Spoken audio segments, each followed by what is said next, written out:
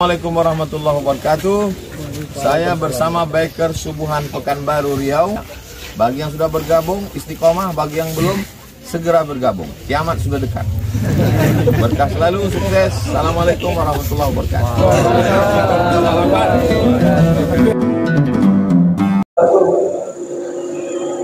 Alhamdulillahilladzi an'amana bi ni'matil iman wal islam. Asyhadu an la ilaha illallah wahdahu la syarika lah wa anna Muhammadan abduhu wa rasuluh sallallahu alaihi wasallam. Rabbi adkhilni mudkhala sidiqin wa akhrijni mukhraja sidiqin waj'alni min ladunka sultanan nasira. Jamaah salat subuh rahimakumullah. Insyaallah sekitar 5 hari lagi kita akan masuk Ramadan. Ramadan ini bulan yang sangat istimewa. Di masa Rasulullah ada seorang sahabat, setiap Ramadan menjelang tiba, dia berpakaian baru, memakai parfum, pokoknya penampilannya itu style. Saat ditanya kenapa demikian, tamu agung mau datang Ramadan. Pada suatu ketika belum Ramadan sampai, bapak ini meninggal, sahabat Nabi ini meninggal, jadi tidak jadi bertemu dengan Ramadan. Rasulullah bilang Allah telah mengharamkan jasadnya disentuh api neraka karena penghormatannya terhadap kedatangan Ramadan. Maka itulah hadis mambariha bidukhuli Ramadan haramallahu jasadahu ala niran. Siapa yang bergembira dengan masuknya Ramadan, Allah haramkan jasadnya dari api neraka.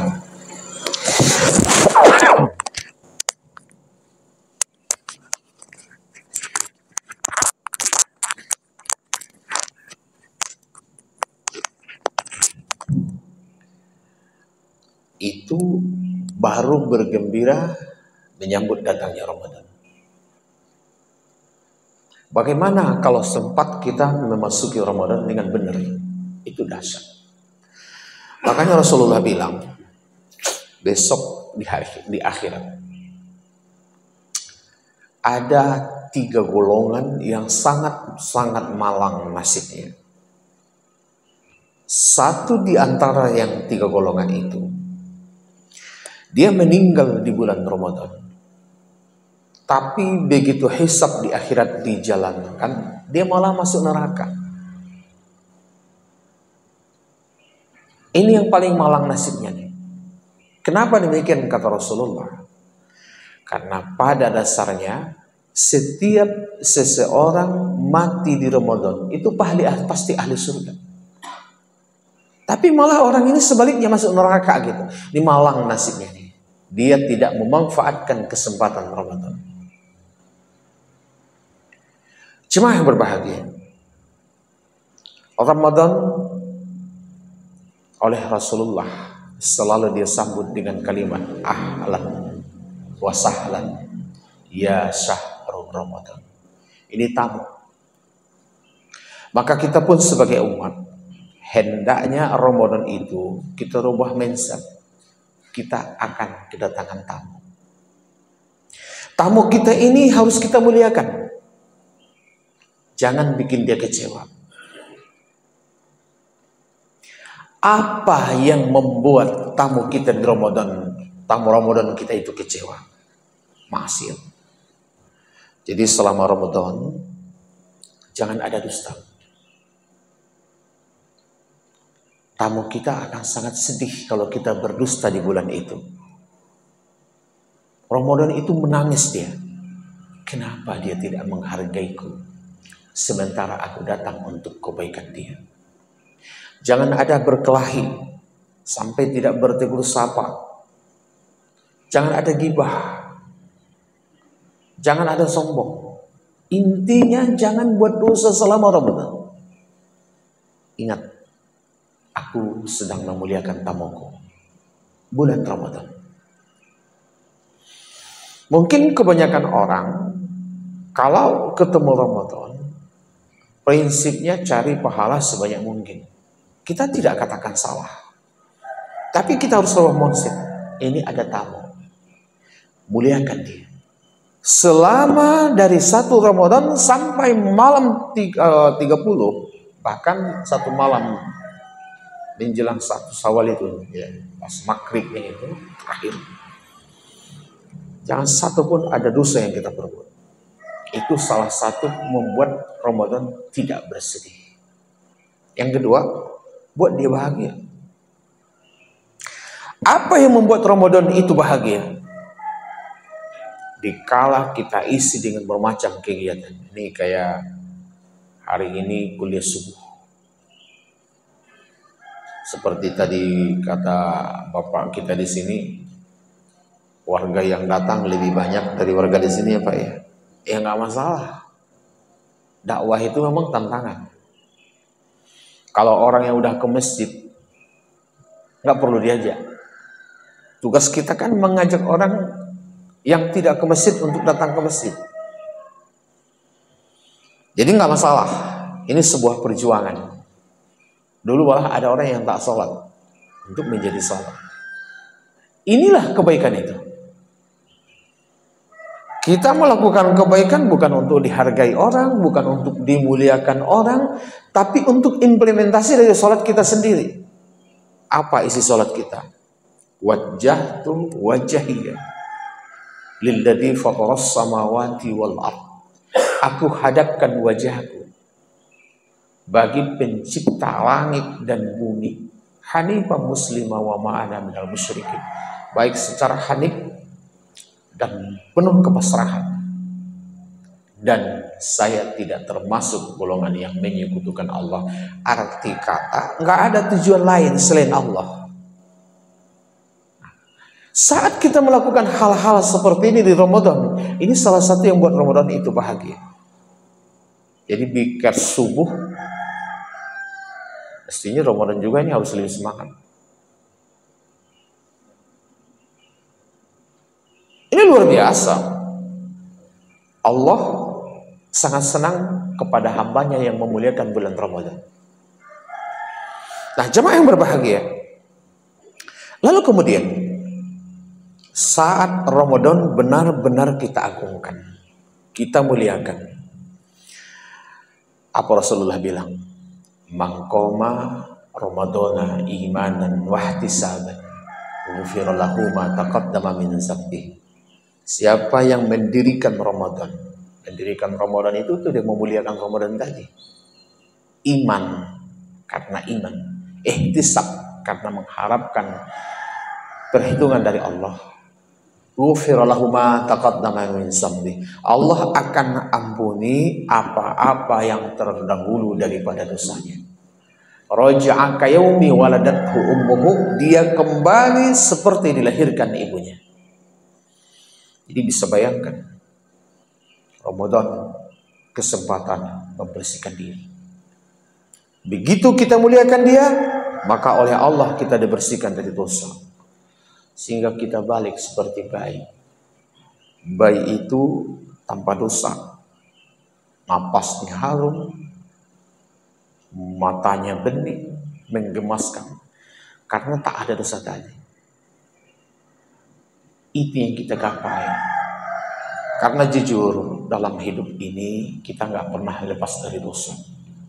Dosa mata, dosa telinga, dosa hati, tak apa lagi.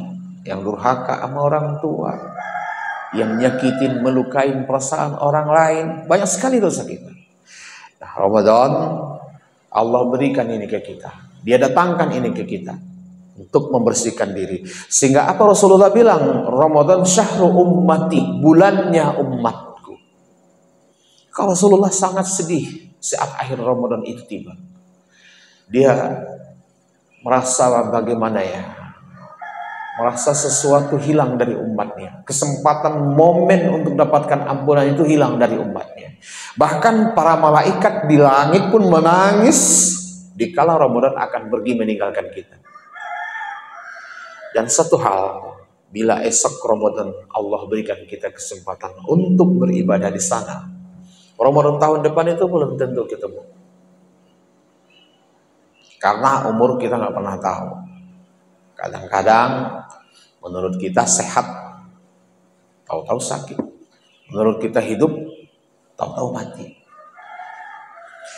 Oleh sebab itu jemaah rahimakumullah, apapun ceritanya, kita harus jadikan Ramadan ini bulan yang sangat spesial, penghormatan tamu. Kita harus jamu dia sebaik mungkin. Sehingga benar-benar begitu Ramadan usai, Syawal dan seterusnya, kita pribadi muttaqin. Karena sebenarnya tujuan daripada Allah mewajibkan kita berpuasa bukan puasa itu, tapi untuk membentuk pribadi takwa. Kutiba alaikumusiyam kama kutiba alal ladina min qablikum la'allakum tattaqun. Emang kenapa dengan takwa? Pada dasarnya kan manusia ini 3 golongan. Satu, golongan yang zalim. Apa arti zalim? Gelap. Apa maksud gelap di sini? Namanya gelap nggak ngelihat. Dia tidak lihat diri dia. Arti kata dia tidak mengenal diri dia. Dia tidak tahu dengan Tuhan dia. Ini orang gelap nih. Sehingga dia berbuat untuk dipuji makhluk. Sehingga dia mudah tersinggung. Amat mudah marah. Ini orang gelap ini. Jadi orang gelap ini ada orang yang mengaku Islam, ada yang tidak Islam. Zalim ini namanya. Jadi zalim ini bukan mengenai orang lain. Akibat gelap itulah makanya dia berbuat zalim. Arti dalam berbuat zalim di sini merugikan orang. Jadi gelap. Ini yang pertama, kita ada dalam kegelapan. Makanya alladzi yukhrijukum minaz zulumati ilan nur. Dengan zikir Allah keluarkan kita dari gelap kepada cahaya. Jadi makna gelap di sini tidak mengenal diri. Akibat tidak mengenal diri, lupa Tuhan. Akibatnya ya udah, dia selalu memikirkan kenapa dia tidak dihargai. Saya harus mempertahankan harga diri. Saya tidak terima saya diginiin. Pokoknya apapun ceritanya saya akan lakukan demi harga diri saya. Dia jual, saya akan borong. Dan seterusnya. Itu karena gelap. Jadi kalau sampai di sini pasenya, ya udahlah. Ini yang Allah janjikan tempat mereka di neraka jahanam. Nauzubillah. Itu golongan pertama. Golongan kedua disebut dengan orang mukmin, iman, orang yang beriman. Udah ada seberkat cahaya. Dia sudah mulai tahu diri dia. Sehingga apapun cerita ini, dia sudah yakin ada perhitungan, ada balasan, iman. Apakah golongan ini sudah selamat? Belum sepenuhnya. Harus di atas itu levelnya. Itulah muttaqin. Maka ya ayyuhalladzina amanu taqullaha haqqa tuqatih wa la tamutunna illa wa antum muslimun. Wahai orang-orang yang beriman, bertakwalah kamu kepada Allah sebenar-benar bertakwa. Jangan kamu mati kecuali dalam keadaan muslim. Arti kata setiap muttaqin pasti mukmin. Tapi tidak setiap mukmin muttaqin. Nah, orang muttaqin inilah yang Allah janjikan sebagai ahli surga. Yang apabila esok dia mati, Allah sudah siapkan surga nanti di akhirat sebagai tempatnya untuk kembali. Nah, puasa salah satu sarana membuat kita untuk muttaqin. Maka orang yang terbina dengan puasa menjadi muttaqin, nama surganya spesial, Royan, pintu masuknya. Hanya Ar-Royan gitu kan. Jarak pintu itu Rasulullah bilang antara kota Makkah dengan kota apa waktu itu disebut namanya di Irak. Sesudah diukur pakai Google, itu jaraknya 200 km Itu konsen pintu masuk pintu surga royan itu besarnya 200 kilo. Berarti rombongan lah manusia nanti masuk ke dalam surga melalui pintu itu. Nah sekarang target bagaimana kita salah satu di antara orang yang memasuki pintu surga tersebut, pintu royan ya, untuk masuk ke dalamnya. Jadikan Ramadan sebagai tamu kemuliaan dan yang menghantarkan kita punya pribadi yang muttaqin. Bapak Ibu jamaah yang berbahagia, ngantuk ya? Terlalu serius ya? Gimana Bang? Ngantuk ya? Kalau ngantuk kita robah materinya. Jadi Ramadan ini kan tak lama lagi. Ada sebahagian orang yang menyebutnya dengan cara yang berbeda. Kalau kita perhatikan di sebagian daerah namanya mandi Balimau Kasai. Nah seperti ini mungkin kita nggak perlu ikut-ikutan lah. Karena dulu mandi Balimau Kasai itu kan efek belum ada sabun Lux. Cuman kalau bisa sekarang Lux usah beli lagi lah, karena itu produk Israel. Kalau usah nggak beli itu lagi, beli produk yang dari Jepang. Itu dia. Yang pokoknya Israel off dulu. Dulu kita penggemar sabun Israel, bagus, harum, murah. Sekarang biar lebih mahal dikit, yang penting jangan Israel. Komitmen. Karena ada kata-kata Menteri Israel, Perdana Menteri Benjamin Netanyahu, kata dia, Allah orang Islam itu mirip-mirip anjing itu. Apanya? Walaupun pergi menjauh balik juga. Kenapa? Mereka nggak akan dapat beli kalau nggak kita yang produksi. Nah, sekarang kalau memang tetap Muslim tidak komitmen dengan boikotnya, ya Benjamin Netanyahu ketawain, diukurnya kita Muslim ini. Pokoknya Ustaz, pokoknya semungkin Pepsodent selesai. Apa namanya, Letby, Lux, Rinso, apapun. Pokoknya kalau belanja itu, terutama di Budiman sekarang kita langganan belanja itu. Ini tanya, ini produk Israel nggak? Kalau iya katanya nggak jadi tukar. Nggak katanya ambil. Gitu mainnya sekarang. Jadi komitmen. Jadi dulu nggak ada sabun yang harum, masih tradisional. Sementara kan malamnya orang sholat tarawih rame-rame, kipas angin dan AC juga nggak ada, pengap udara itu. Untuk mengatasi ini, bijaknya orang tua dulu. Nah, siangnya sebelum Ramadan tiba, yuk kita mandi Balimau Kasai. Sehingga mandi Balimau lah ada itu pandan musang, diiris-iris, dijemur. Itu daun tapaleh mana ya? Itu jeruk nipis. Biasa apa aja tuh Pak kalau mandi Balimau tuh ramuannya? Belum pernah ya, sama gitu. Jadi tujuannya itu biar tubuh itu harum, sehingga nanti sholat berjamaah nggak terganggu suasana aroma yang ada di dalam tersebut. Nah sekarang kan nggak ada, sekarang parfum di dinding pun ada, tiap sebentar, taruh 5 menit, banyak hal gitu. Jadi nggak perlu pakai itu lagi. Itu yang pertama.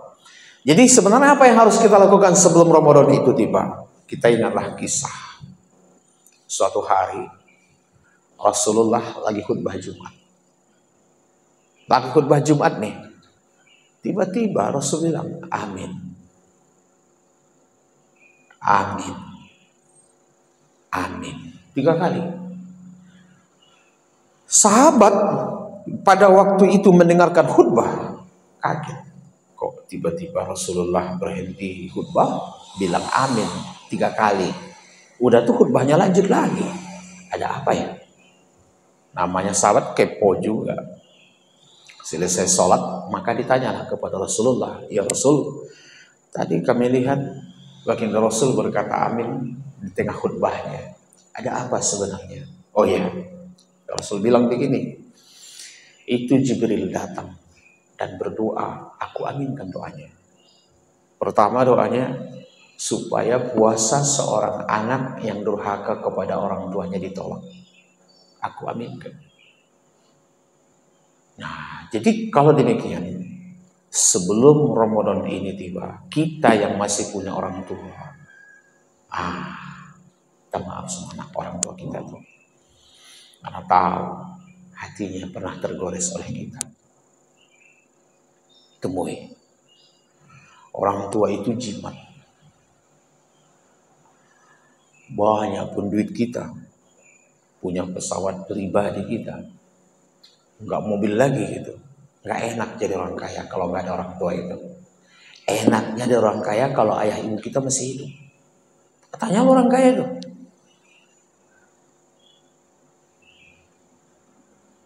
Kalau sudah mati orang tua itu, ada cerita lagi. Bahkan kalau orang tua itu masih hidup, kita tuh bangga banget tuh pulang ke kampung itu. Kalau di kampung orang tua kita, lain pula rasanya punya orang tua itu. Muliakan dia, temui dulu. Mana tahu hatinya tergores oleh ucapan atau laku kita. Apalagi kita yang menggoresnya. Boleh jadi salah satu di antaranya, ya karena kita di rantau, dia di zona, dia kangen sama kita. Tapi kita nggak nemuin dia gitu. Maaf. Namanya orang tua, sehebat apapun anaknya, buat dia tetap anak dia. Itu yang pertama yang harus kita lakukan. Kalau tak percaya ya, ini ada Haji Ishak ini. Ya sekarang ayah ibunya itu udah nggak ada lagi. Dulu nih paling rajin pulang ke kampung nih, ke Asahan sana. Sekarang di Asahan sana tinggal orang tua, anak adik-adik lagi, kakak. Beda auranya pulang tuh. Bahkan lebaran kemarin dia pulang, malas dia pulang. Walaupun itu rumah orang tua kita, di sana tinggal adik kita, kakak kita, beda. Maka sekali lagi, siapapun di sini, kita masih punya kedua orang tua. Anda orang kaya, bahagialah. Biarlah hidupmu gimana, yang penting engkau bisa berbahagia dengan keduanya. Dan sebelum Ramadan, engkau dapatkan maaf dari keduanya. Itu sudah sesuatu yang spesial. Nggak perlu gengsi, apapun itu. Jadi budak orang itu nggak ada malu di situ tuh, bangga itu. Iri mereka itu yang orang tuanya udah meninggal ya.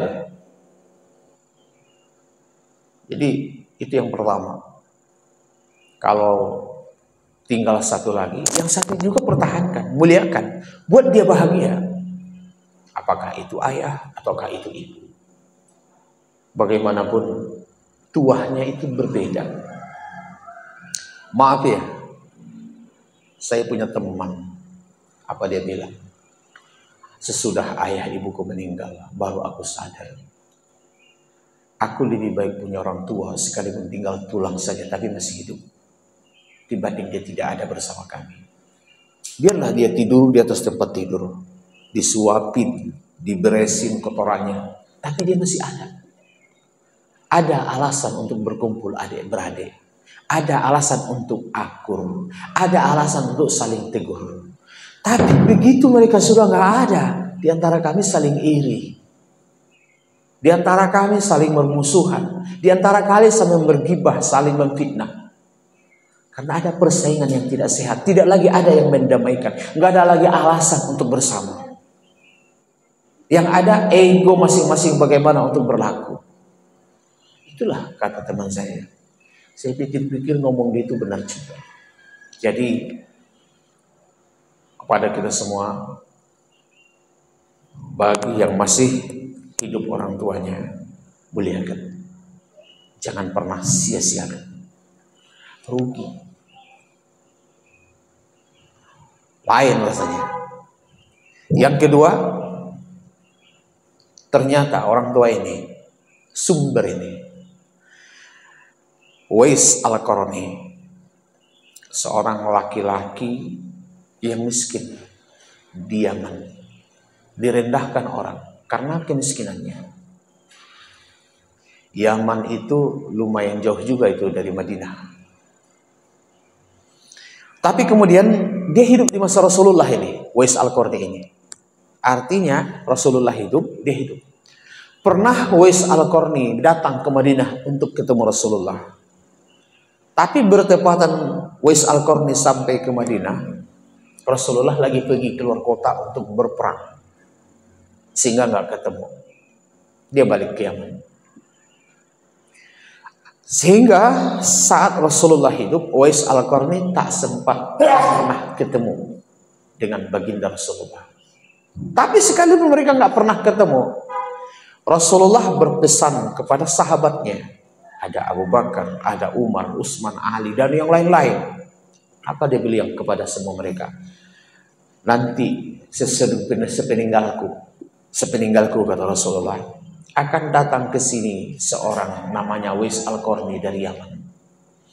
Di punggungnya ada sebesar uang logam bekas penyakit sufak atau penyakit punggung, apa namanya itu, lepra ya. Ada sebesar uang logam. Kalau kamu bertemu dia, mintakan kepadanya mendoakan kamu. Doanya sangat diijabah Allah. Dia kekasih Allah. Di bumi dia tidak dikenal orang, tapi di langit dia sangat terkenal, kata Rasulullah. Rasulullah nggak pernah ketemu nih. Begitu Rasulullah meninggal, setiap musim haji itu paspornya orang Yaman dicek, ada nggak yang bernama Uwais Al-Qarni. Sampai Abu Bakar sebagai khalifah wafat, nggak ketemu. Begitu Umar bin Khattab khalifah, tiap tahun dicek lagi Uwais Al-Qarni, nggak ketemu. Sampai sekian tahun kemudian barulah ketemu. Begitu ketemu, orangnya sangat sederhana. Pokoknya pakaiannya tidak cantik-cantik amat, boleh dibilang buat sebagian orang hari ini mungkin dianggap nggak layak pakai. Tubuhnya nggak gagah-gagah banget, sangat sederhana. Begitu ketemu, dilapor sama Umar bin Khattab. Umar bin Khattab kemudian memerintahkan, tahan kamu dia, saya mau ketemu dia. Begitu ketemu, apa kata Umar bin Khattab? Wahai Uwais Al-Qarni, sekarang sebelumnya doakan aku dulu. Pesan Rasul tidak bukan? Padahal Umar bin Khattab ini sahabat Nabi yang dijamin masuk surga. Tapi dia minta supaya didoakan sama Uwais Al-Qarni. Kemudian selama musim haji ini, aku yang jadi pelayan bagi dirimu. Tak tahu-tahu pelayannya khalifah. Aku yang menjadi pelayan bagimu. Semua kebutuhanmu aku penanggung jawab. Apa jawab Uwais Al-Qarni? Sebegitunya kah? Iya. Apa kemauanmu aku akan penuhi. Benarkah? Sangat benar. Baik, ada satu permintaanku kepadamu. Apa itu? Perlakukan aku seperti orang lain. Jangan sampai ada yang mengenal diriku. Malah begitu dia. Coba kalau kita itu langsung selfie, ya kan? Kirim, wah, gue dengan Umar bin Khattab. Pasti itu. Sedangkan dengan Agung Nugroho wali kota pun sempat ketemu udah selfie ya, apalagi Abdul Wahid gitu ya.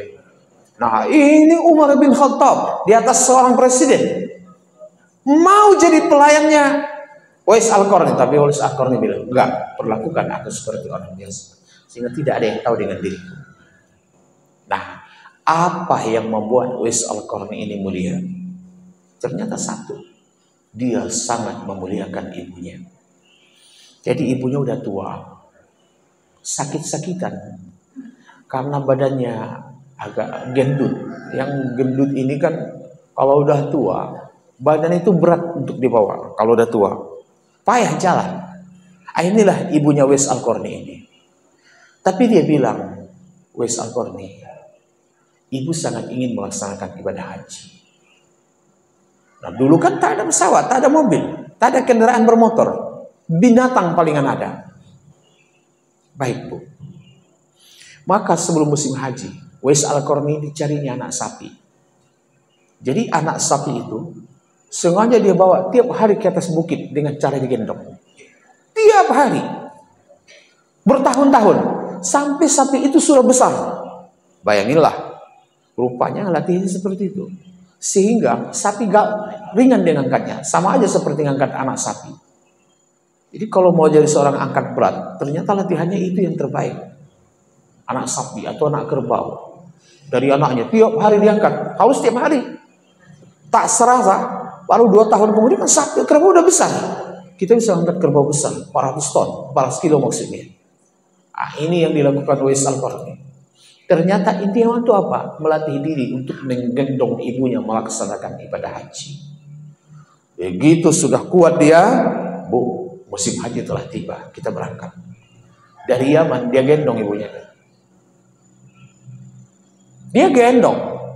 Tawaf dia gendong ibunya. Sa'i dia gendong ibunya. Lontar jemarat dia gendong ibunya. Nggak pernah dia lepas. Seperti ibu menggendong bayi. Saat tawaf, Uwais Al-Qarni membawa ibunya berputar. Berkatalah sang ibu, wahai anakku, engkau berdoalah di sini. Bukankah di sini tempatmu saja? Apa jawab Uwais Al-Qarni? Ibu, ibu mendoakan saya itu sudah cukup bagi saya. Jadi minta ibunya mendoakannya. Nah, inilah yang membuat posisi Uwais Al-Qarni di dunia tidak dikenal orang, tapi di langit dia sangat terkenal. Hebatnya tua ibu itu. Jadi kita semua punya peluang untuk menjadi orang hebat di langit, walaupun di bumi dianggap remeh. Saat kita jadi anak yang memuliakan orang tua, itu jimat spesial. Makanya salah satu orang yang paling malang nasibnya di akhirat, seseorang mati mendahului ayah ibunya, tapi dia tidak masuk surga. Arti kata, seseorang yang mati mendahului ayah ibunya pasti ahli surga kalau kedua orang tuanya ridho kepada yang bersangkutan. Jadi kalau sempat ke neraka, berarti ini anak tidak pandai berorang tua. Padahal sudah Rasul bilang, ridallah ma'a ridho walidain, wasuhtuhu ma'a suhtu walidain. Ridho Allah bersama dengan ridho kedua orang tua. Murka Allah juga beriring dengan murka kedua orang tua. Jadi apapun ceritanya, muliakan orang tua itu. Itu jimat. Sebelum Ramadan, kalau engkau merasa ada salah apapun ke dia, temui. Kalau nggak bisa pulang, minimal telepon. Kalau mau lihat wajahnya juga video call, bisa. Kalau bisa pulang, bagus. Nggak bisa, telepon tadi. Nah, itu bagi orang tua yang masih hidup. Gimana kalau sudah meninggal? Kalau bisa pulang juga ziarahin ke makamnya. Karena titik koordinat alam barzah dengan alam dunia di mana seseorang dikuburkan. Temuin. Kalau nggak bisa, udahlah. Dari atas sajadah engkau minta ampunkan kepada Allah dosa orang tua itu. Engkau berdoa kepada Allah supaya diberikan dia kuburnya taman-taman surga. Jangan lubang dari lubang api neraka. Engkau minta kepada Allah supaya engkau dipertemukan dengan dia di dalam surganya dan seterusnya. Doakan orang tua kita itu. Yang kedua, apa doa Jibril waktu itu yang diaminkan Rasulullah? Supaya doa puasa seorang istri ditolak yang belum minta maaf kepada suaminya. Dengan catatan istri yang mendurhakai suami. Nah ini nih perempuan. Jadi apapun ceritanya, kadang-kadang ada perempuan nuntut.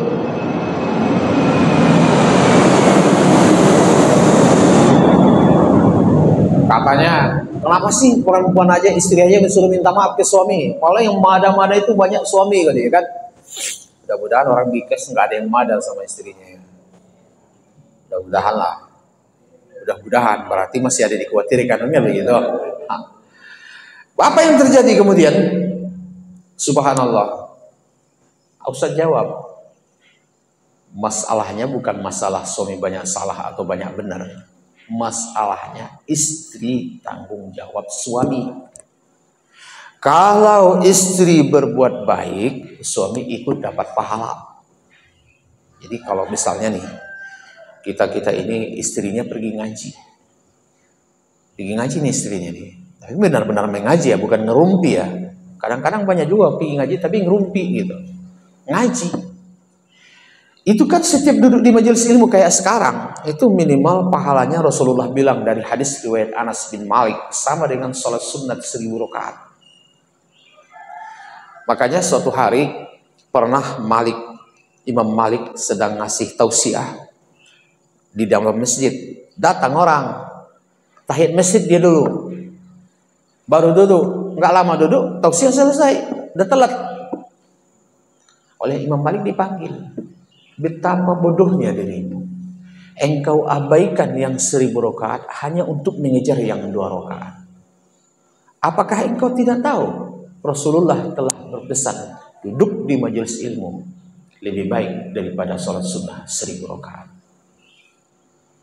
Jadi kayak kita sekarang duduk-duduk begini nih, jangan anggap remeh nih. Sama artinya sholat sunnah 1000 rakaat ini.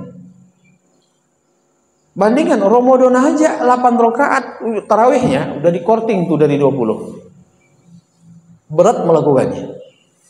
Ini cuma duduk doang, sama dengan sholat sunnah 1000 rakaat. Itu patah pinggang kita tuh kalau 1000 rakaat itu terus-terusan dilakukan tanpa jeda. Gampang, cuma duduk sebentar di majelis ilmu. Jadi duduklah istrinya di majelis ilmu. Kemana mah? Mau ngaji. Kemana? Ke JMS. Kami di JMS kan ada pengajian. Datang istrimu ke sana. Pelan-pelan istrimu berubah akhlaknya. Istrimu makin baik. Nah, pahalanya makin besar. Nah, itu kalau istrimu 1. Coba kalau 4 istrinya. Apa besar pahalanya? Pit. Banyak itu pahalanya.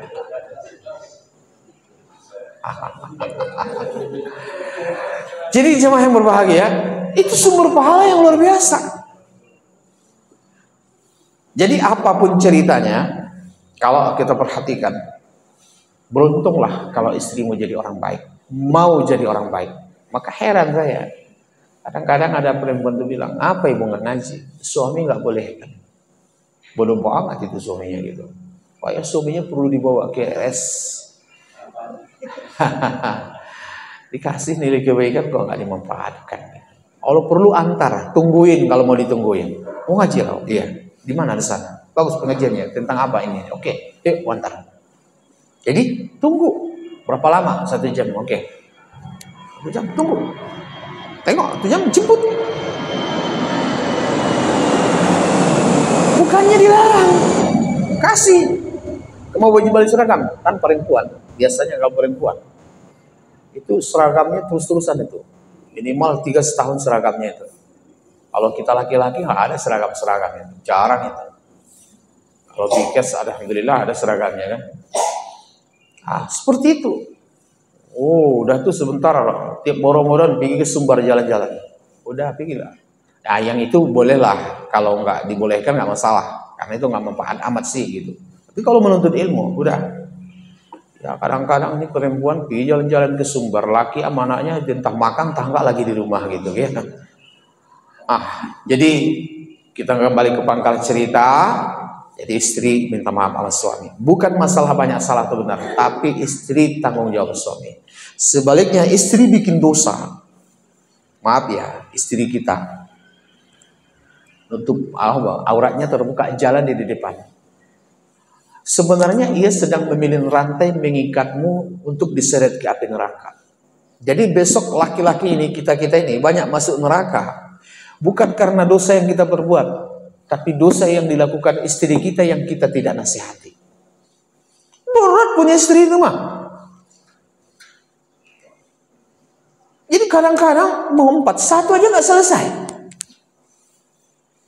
Jadi jangan mikir, oh cari pahala 4. Iya kalau baik. Kalau bandit, 1 aja udah cukup alasan untuk engkau ke neraka.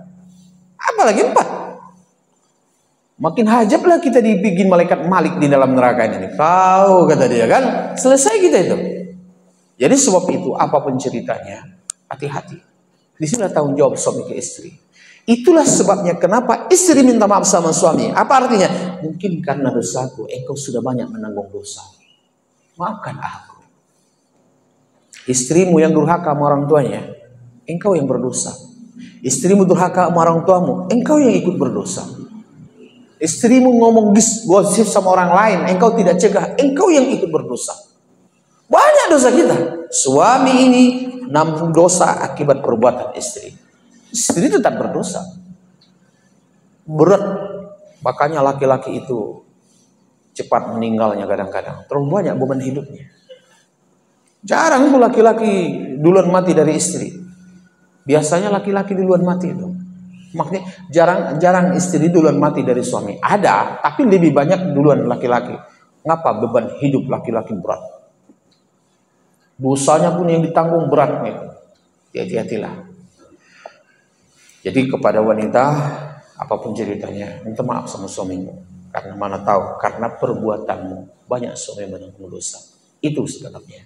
Terus yang ketiga, jiran. Jiran yang belum berbaikan dengan jirannya, tetangga ya. Harus ditolak. Jibril bilang supaya ditolak. Oleh Rasul diaminkan. Makanya kita harus banyak perbaikan, bersilaturahim, akur dengan tetangga.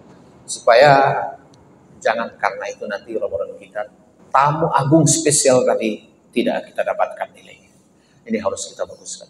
Jadi buat kita menghadapi Ramadan itu membaguskan hubungan terutama anak dengan orang tua, suami, istri, dan kita yang bertetangga. Baik bertetangga di tempat tinggal, di tempat kerja, ataupun di tempat-tempat lainnya. Inilah jemaah yang berbahagia semestinya yang kita harus lakukan sebelum Ramadan tiba. Sampai jam berapa sebelumnya? Udah? 5 menit lagi? 15? Banyak ya? Sangka tadi udah gitu kan?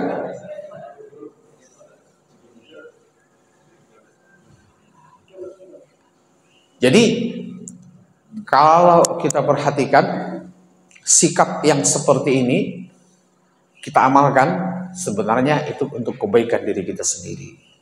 Nah, ini yang kita lakukan. Makanya sebahagian tempat ada itu di masjid bikin makan bersama, udah tuh kumpul untuk saling memaafkan.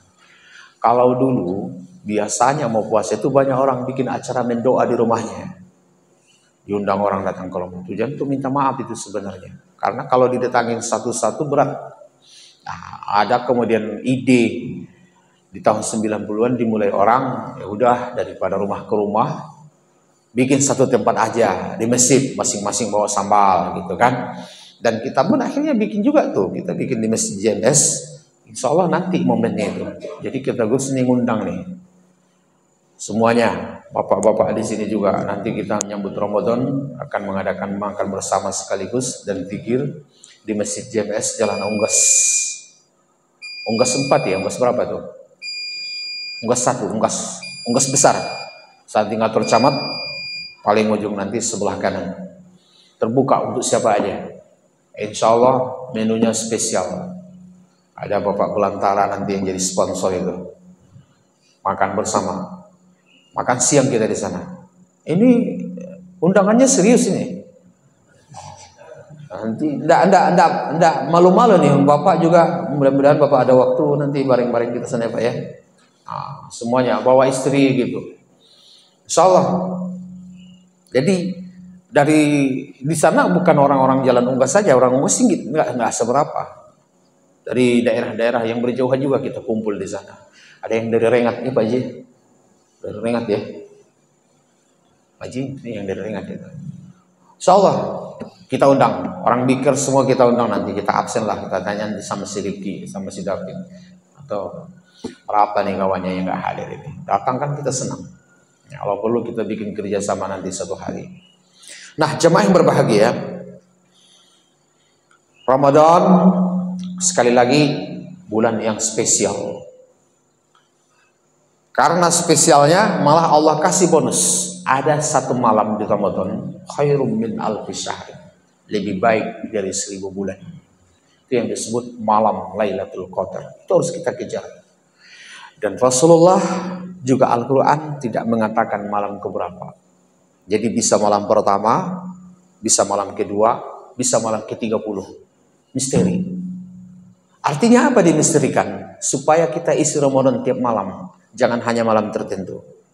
Cuman iktikaf di masjid Rasulullah selalu mengamalkan 10 terakhir. Maka kita pun mengadakan iktikaf itu di masjid JMS 10 terakhir Ramadan. Menurut survei kawan-kawan, iktikaf terbanyak di Pekanbaru itu ada di masjid kita. Karena masjid kita itu rata-rata kalau kemarin sekitar 200-an tiap malam, 200 orang. 200, 150. Kalau di masjid lain rata-rata 50. Iya, hampir rata itu. Jadi enggak malam pertama malam 20 aja, malam 21 atau malam ganjil. Rata-rata tiap malam ramai. Dan itu dari mana-mana datang. Karena memang sistem kita berbeda dengan orang lain di dalam iktikaf tersebut. Kita sholat sunnah, muhasabah dan zikir sampai subuh tiba, mulai jam 2. Jadi kalau bisa, ya manfaatkanlah kesempatan itu. Dan insya Allah bagi yang mau makan sahur di sana itu disiapkan. Jadi selesai iktikaf, saya nggak pulang lagi, saya sholat subuh di sini. Oke, silakan makan sahur di sini, gratis. Pun kalau mau ikut berinfak, diberikan kesempatan. Nanti koordinatornya istri Pak Belantara ini juga, Ibu Ramayana, konsumsi. Serius mainnya itu. Jadi besok-besok iktikaf di sana itu jam 2 hampir subuh. Jadi kalau selama terakhir Ramadan, Bikers pusatkan aja satu kegiatan, itu lebih keren. Nah, jemaah yang berbahagia, Ramadan itu yang tadi di sana ada malam Lailatul Qadar. Kadang-kadang kan banyak orang bikin mistik nih. Apa katanya? Kalau Ramadan itu di sana ada Lailatul Qadar, saat Lailatul Qadar itu tiba, semua sujud ke kelapa, sujud.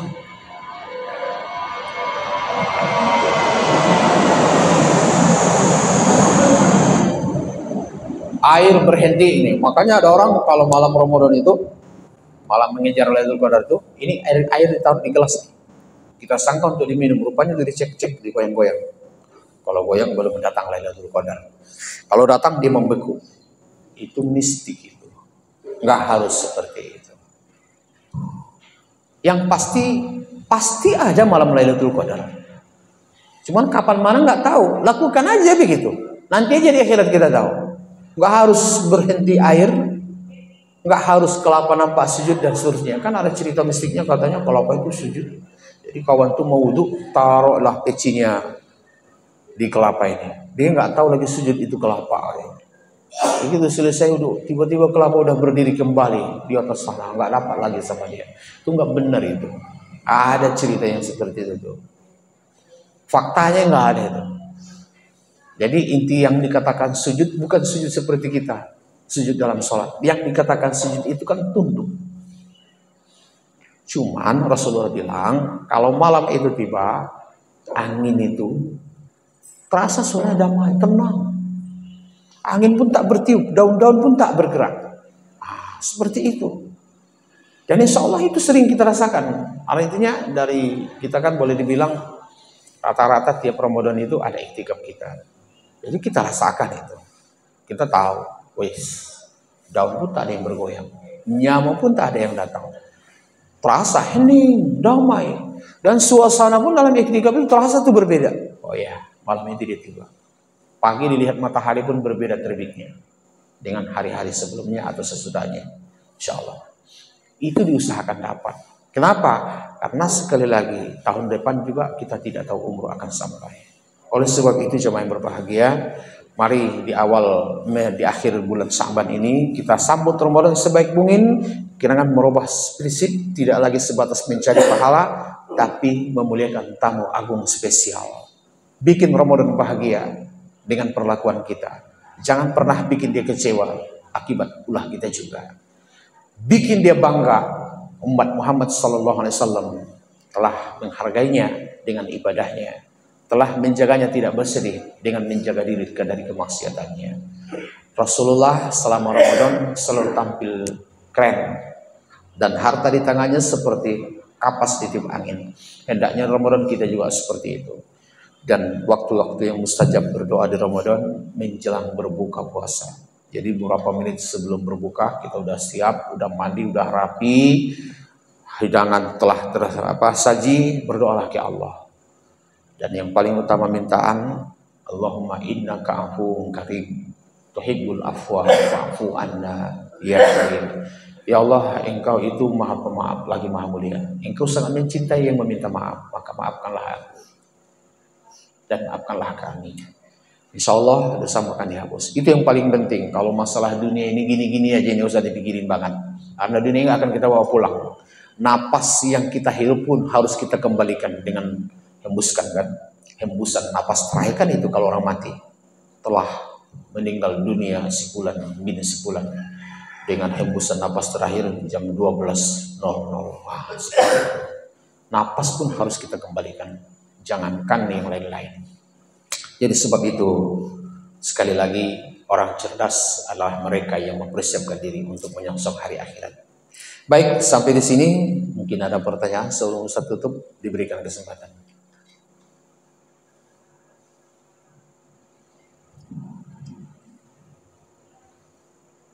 Ya, silakan.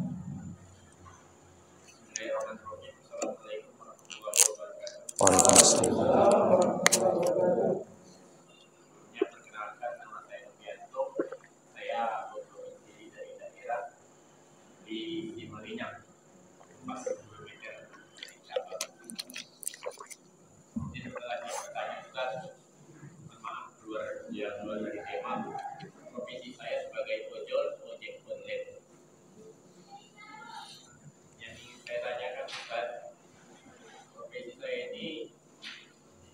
ganjal di hati saya. Kenapa saya bilang demikian? Saya sering melakukan pekerjaan ini yang saya lakukan kalau dari bahasa ojolnya itu saya sering ngalau. Kerja dari jam 12 ke atas, itu saya sering maaf ini memperlancarkan kemaksiatan istilahnya itu. Sering saya membawa wanita malam ke keluarga.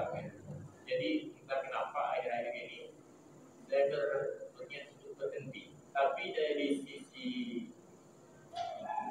lainnya saya lebih membutuhkan ekonomi untuk menghidupkan keluarga saya. Kenapa saya bilang demikian? Kalau saya membawakan customer ini, saya mendapatkan penghasilan lebih begitu.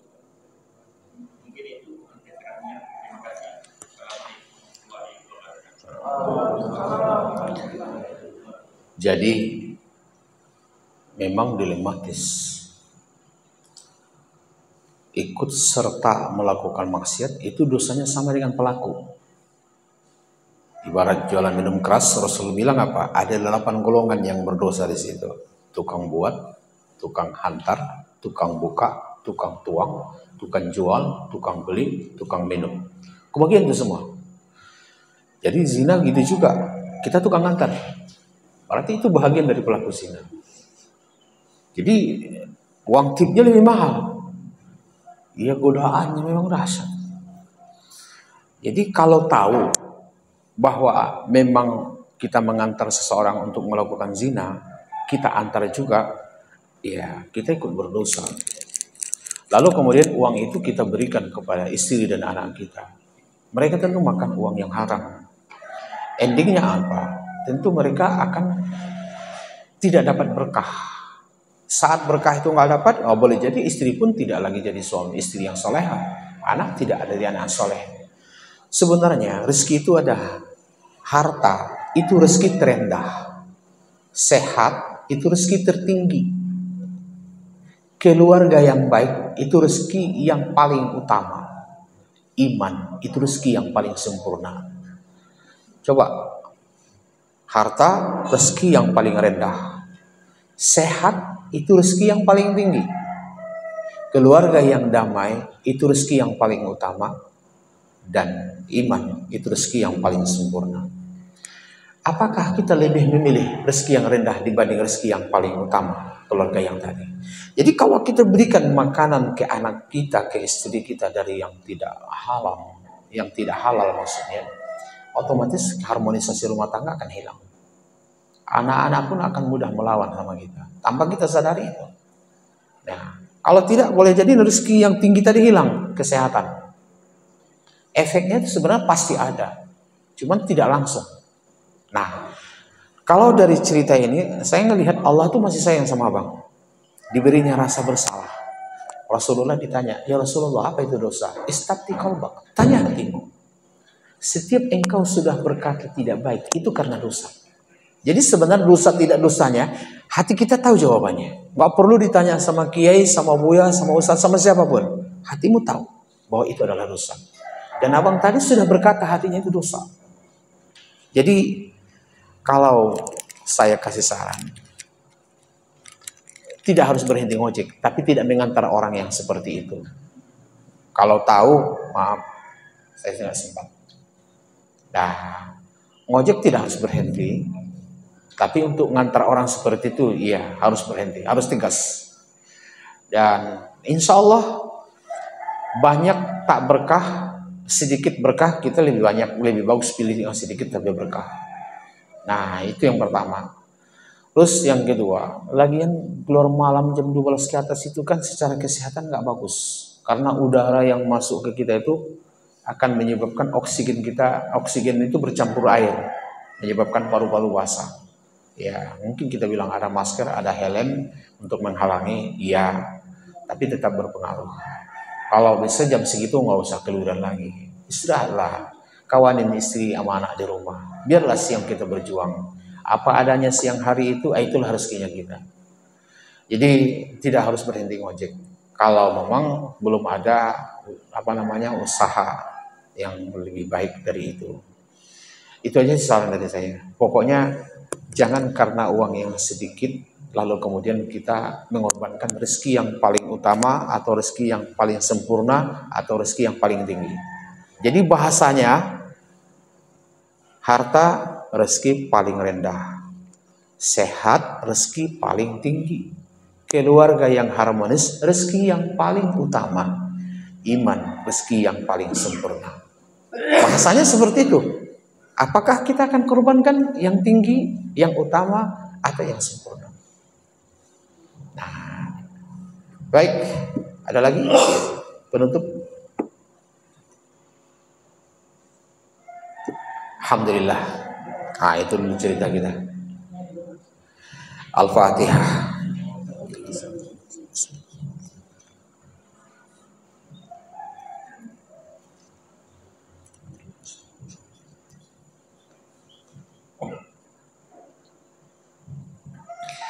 A'udzu billahi minasyaitonir rajim. Bismillahirrahmanirrahim. Alhamdulillahi rabbil alamin. Hamdan syakirin, hamdan na'imin. Assalatu wassalamu ala asyrafil anbiya'i wal mursalin wa ala alihi wa sahbihi rasulillahi ajma'in.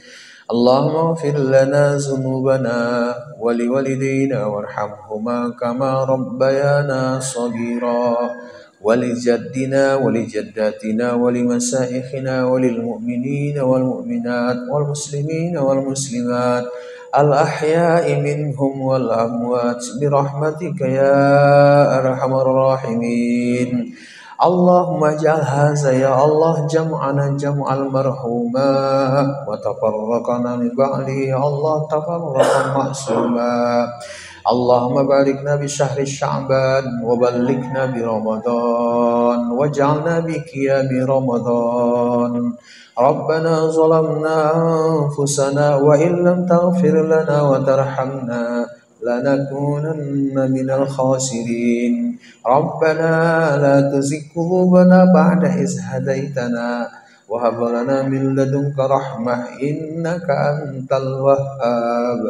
Rabbana atina fid dunya hasanah wa fil akhirati hasanatan wa qina adzabannar. Wa sallallahu ala sayyidina Muhammadin wa ala alihi wa sahbihi wa sallim. Subhana rabbika rabbil izzati amma yasifun wa salamun alal mursalin walhamdulillahi rabbil alamin. Qabbalallahu minkum. Assalamualaikum warahmatullahi wabarakatuh.